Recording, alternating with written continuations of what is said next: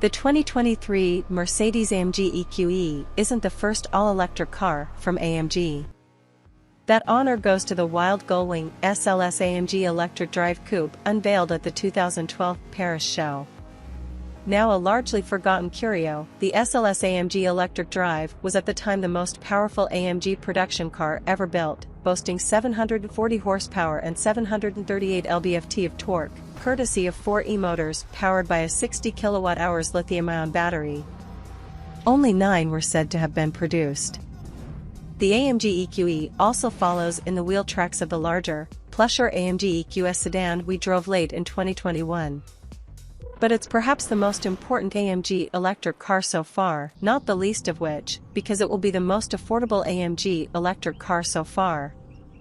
Though US pricing has yet to be finalized, back-of-the-envelope calculations suggest the AMG EQE should retail for about the same money as a Tesla Model S dual-motor. Though 2 versions of the AMG EQE are offered in Europe, the 470 horsepower EQE 43 4MATIC and the 617 horsepower EQE 53 4MATIC Plus, the US will only get the latter, and it will simply be badged Mercedes-AMG EQE. And in case you're wondering, there isn't an EQE 63 waiting in the wings.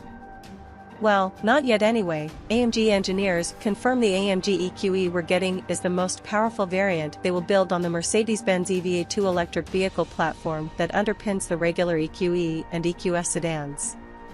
Truly tarmac-melting AMG electric cars will be built on a new, dedicated performance EV platform currently under development in a falterback. That's not to say the AMG EQE is slow. Far from it.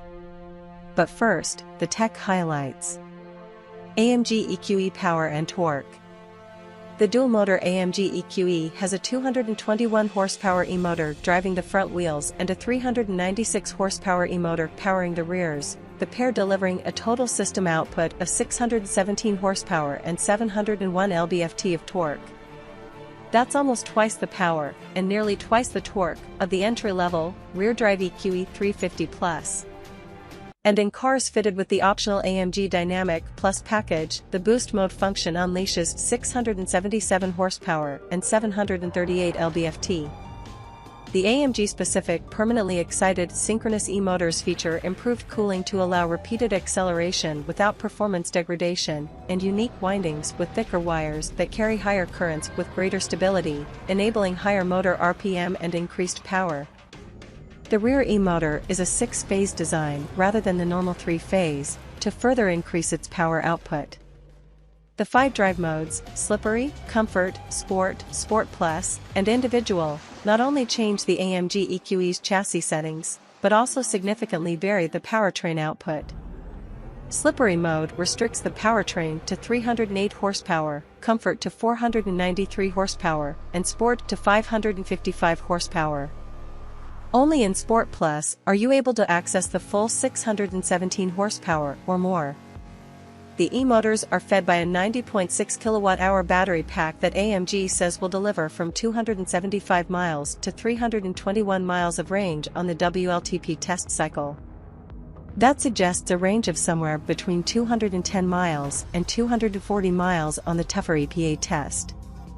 Chassis upgrades include AMG-specific wheel carriers, suspension links and stiffer stabilizer bars. The bushes between the body shell and rear axle subframe are 50% stiffer than those of the regular EQE, and the AMG Ride Control Plus air suspension has unique mapping for the spring and shock rates. The system will instantly lower the ride height by 0.6 of an inch in Sport and Sport Plus modes and keep it there, in Comfort mode that only happens when you hit 78 miles per hour. Drop down to 50 miles per hour, and the car will raise itself back to its standard ride height. Rear wheel steering is standard, the wheels turning up to 3.6 degrees in the opposite direction to the fronts at speeds up to 37 miles per hour to improve low-speed maneuverability and agility, and in the same direction as the fronts at higher speeds to increase stability.